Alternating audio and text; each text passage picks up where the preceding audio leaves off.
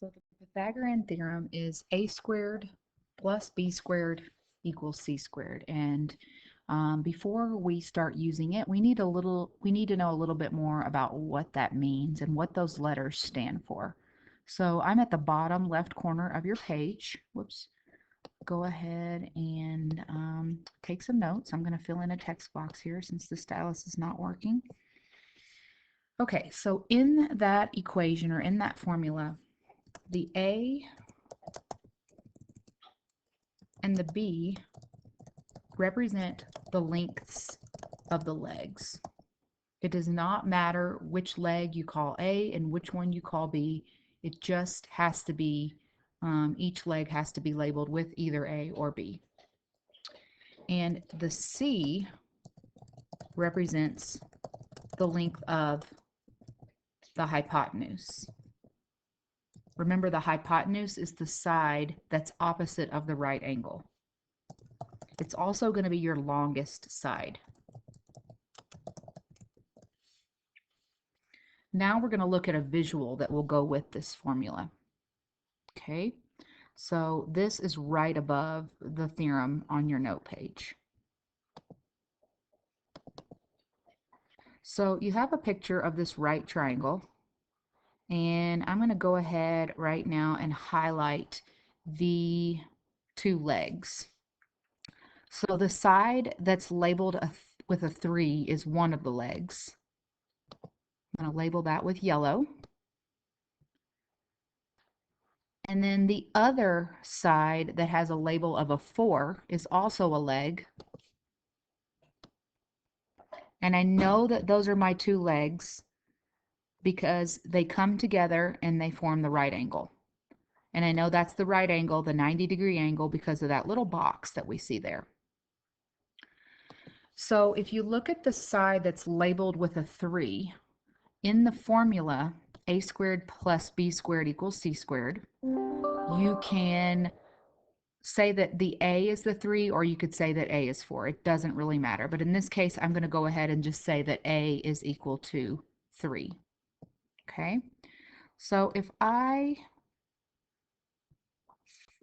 take that number, that 3, and I raise it to the second power, 3 to the second power means 3 times 3, which is 9. And it makes sense because you'll see this square that's drawn to connect with that side, and you'll see that that square has an area of 9 units, which makes sense. So let me write that in here really quickly. Oh wait, that's a different spot here. Let me move it over here. See if I can write kind of small here.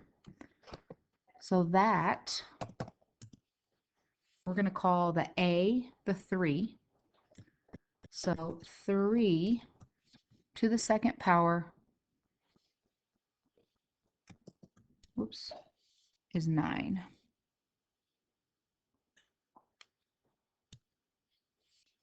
I'm just going to put 3 times 3 because I don't know how to put an exponent here. Okay, so we know the area of that one is 9. Then if you look at the other leg, which has a label of 4,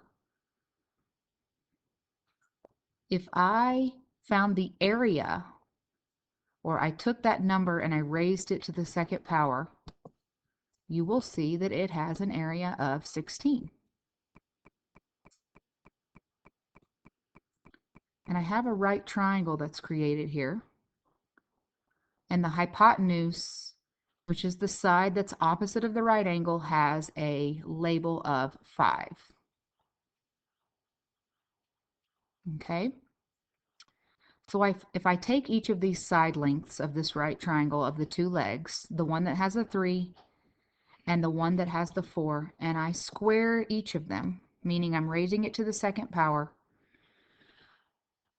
I get the number 9 for the smaller one, and I get the number 16 for the larger one. And if I add those two numbers together, look what's going to happen here. I'm going to take the 16 that I got from the 4 times the 4, and I'm going to highlight 16 squares right here. Then I'm going to take the 9 that I got from the 3, which was the shorter of the two legs, and I raised that one to the second power, and I got 9. So if I use the yellow color here, you will be able to see that both of the areas here, both of those numbers squared add up to the length of the larger side squared, which is 25, and that makes total sense. And here's a visual to go with it. So let me go back to my little text box here. 3 squared plus 4 squared equals 5 squared. Now, if it doesn't make complete sense yet, don't worry. We'll do lots and lots of examples so that you feel confident and understand this. There is a little spot on your note page to write a little bit about the actual mathematician Pythagoras. So let's go ahead and jot down some notes about him as well. He was, trying to decrease the font here. My computer's frozen. Great.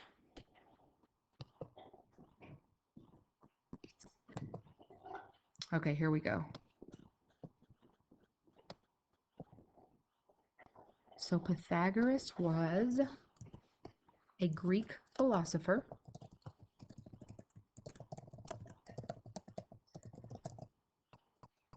and mathematician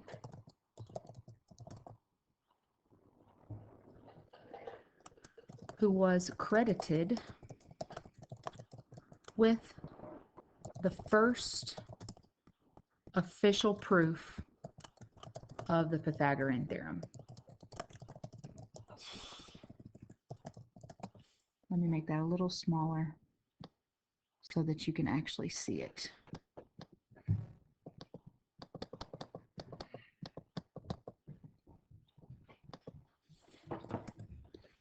Okay. So again, if you're feeling overwhelmed, there will be lots of chances to practice this, so don't worry just yet.